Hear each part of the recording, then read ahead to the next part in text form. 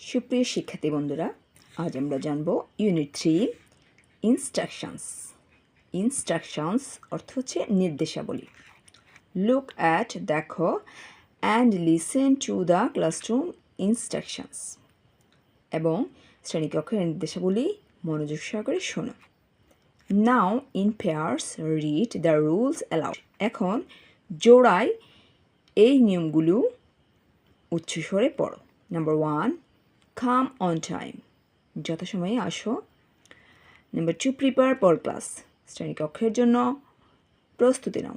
Number 3, listen to others, অন্যের কথা শোনো। Number 4, raise hand to speak, কথা বলার জন্য তোমার হাত তোলো। Number 5, be kind. Number 6, say please, দয়া করে প্লিজ বলো।